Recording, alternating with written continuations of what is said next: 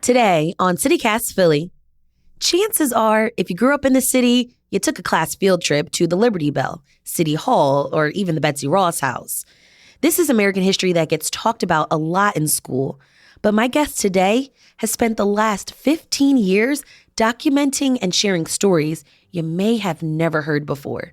The history and experiences of South Asian Americans who've lived right here in Philly and impacted the world.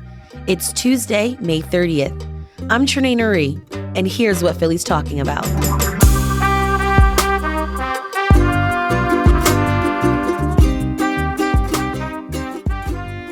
Sameet Malik, you're the executive director and co-founder of the South Asian American Digital Archive, or SADA for short. Whose stories are included in this collection? So SADA collects and shares stories of those of us here in the U.S. who trace our heritage to India, Pakistan, Bangladesh, Afghanistan, Nepal, Sri Lanka, Bhutan, Maldives, and the many South Asian diaspora communities around the world. It's a population of more than 5.4 million of us across the United States, but one that typically hasn't been reflected in the American story. Right. So many people are familiar with the story of the founding fathers signing the Constitution here in Old City, but you share a different history, and you do that through walking tours that start actually at the Liberty Bell. What's significant about that location? Well, the Liberty Bell, of course, is such an important symbol, not just for us in the city in Philadelphia, but for people all across the world. And so the Liberty Bell happens to also be the site of an important South Asian American story. In 1920, so just about 100 years ago, thousands of South Asians and others gathered at the Liberty Bell to lead a march in protest for India's independence from British rule. And the walking tour that you mentioned, that's called Revolution Remix, starts at the Liberty Bell and winds its way around Old City, ends at Race Street Pier, and shares stories of South Asians in Philadelphia from the 1780s all the way up to the present day. Stories that most Philadelphians, and certainly I, didn't know anything about. And so it's incredible to see people learn about and react to those histories. So who are some other Philadelphians we should know about? One really important South Asian Philadelphian is a young woman named Anandibai Joshi. She grew up in India in the late 1800s. And something that wasn't that uncommon at that time, when she was just 9 years old, she was married off to someone who was almost 20 years her senior. She gave birth to her first child when she was just 14, but within a few days she lost her son. And she felt that the reason she lost her son was because as a woman growing up and living in India, she didn't have access to the healthcare that she needed under brutal British colonial rule.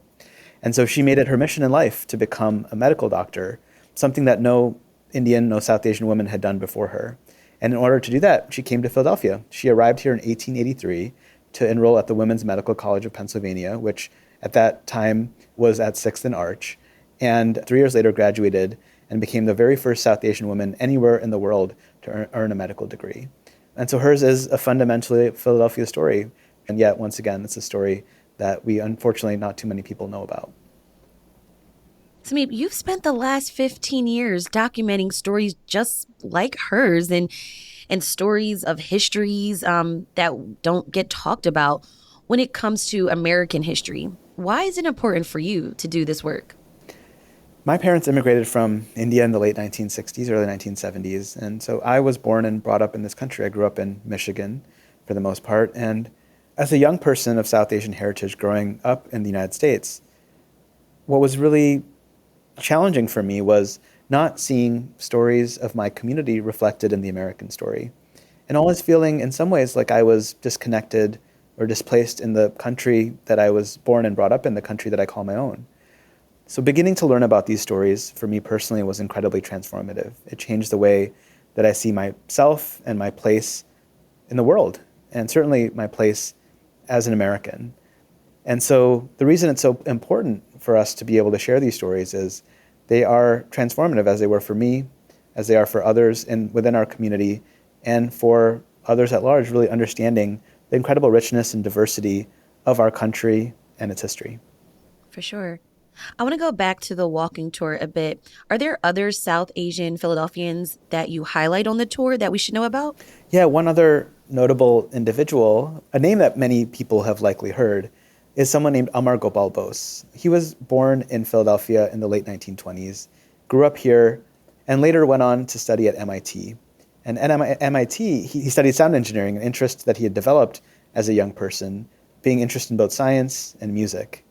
Later on in life, he went on to start a company called Bose Corporation, and many people now Wait a minute. Is that the speaker company? Yeah, it may be the speakers that many of your listeners are listening to this podcast on, but the reality is so many people have heard of Bose Audio or Bose Corporation, but they never realized that Bose is a South Asian American individual, Amar Gopal Bose, who started that company and who grew up right here in Philadelphia.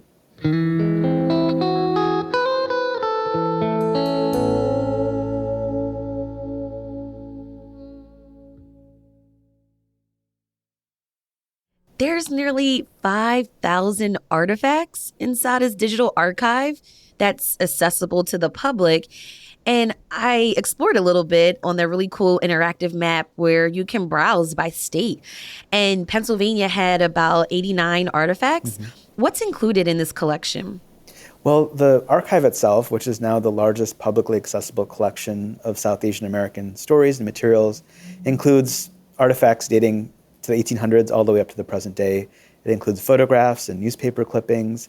It includes letters written from early immigrants to one another. It includes community publications. It also includes other archived digital materials like websites and emails and PDFs, and also hundreds of oral history interviews. And these artifacts tell us stories of what it means to be South Asian American, what it means to be an immigrant in the United States. And in combination, they really reflect the diversity, once again, of this unique experience. How do you want people to use these artifacts? We want them to be used in any and all ways. I mean, certainly they get used very widely by students and by scholars, by researchers, but we also work collaboratively with artists and filmmakers and journalists and others to bring these stories to life and to really make them emotionally resonant and connect them with people.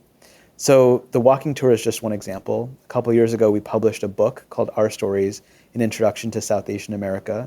And it's a book that really is intended for high school and college age readers, recognizing that the resources that young people need to learn about South Asian American histories haven't existed.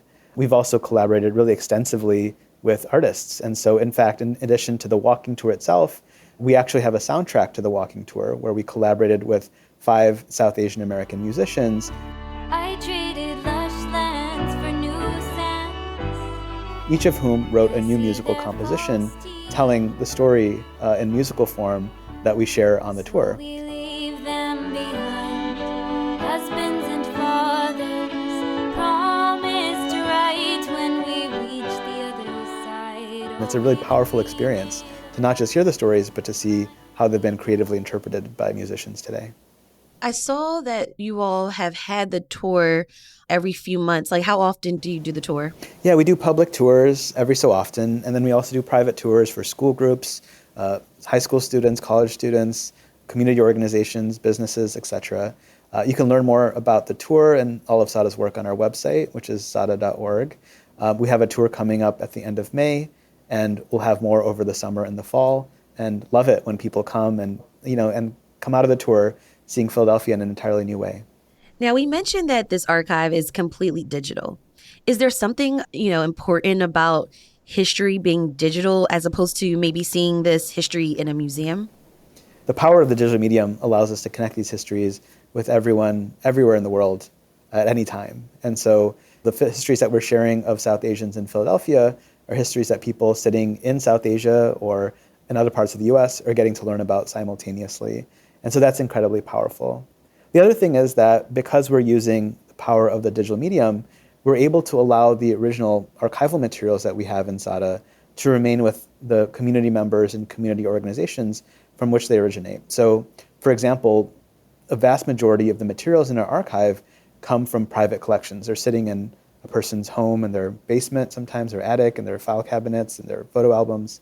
These are precious family materials that they're willing to share with us so we can share the stories with the world, but they're their family's possessions. They want to hold on to them. And so by using the digital medium, we're allowed to do that. So it's about ownership. That's right. Yeah, exactly. And so we want our stories to be out there, but we don't want to lose what's ours.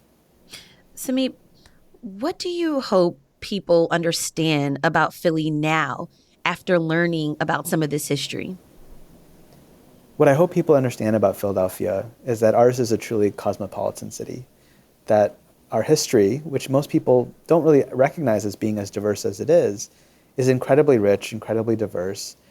And I hope it gives us pride. I hope it creates pride in our city, especially for our immigrant communities, to recognize that our stories have always been part of this city's story and that we are now part of the city today. And so that long lineage that we get to be part of is one that helps us feel more deeply rooted and connected to the story of Philadelphia. Sameet Mullock, thank you so much for joining me on CityCast Philly. Thanks so much, Renee. It's been such a pleasure. To learn more about the work at SADA, click the link in our show notes.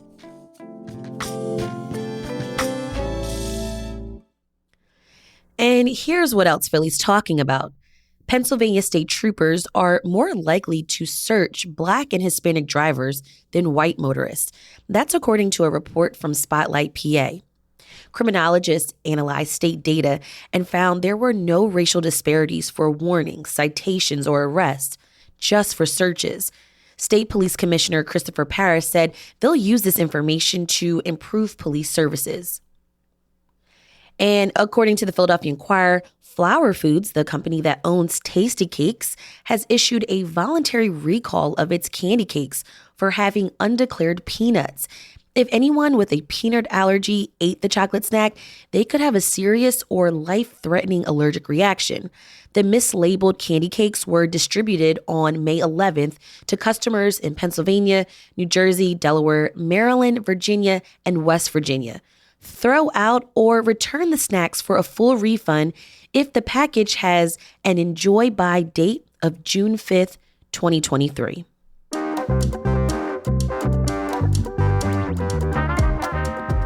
That's all for today here on CityCast Philly.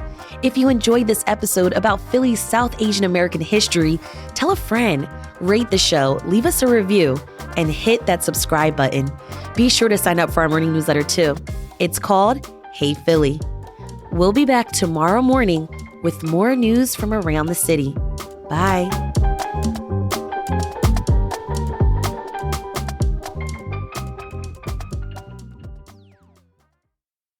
To learn more about the work at SADA, oh, there goes the train. Good timing.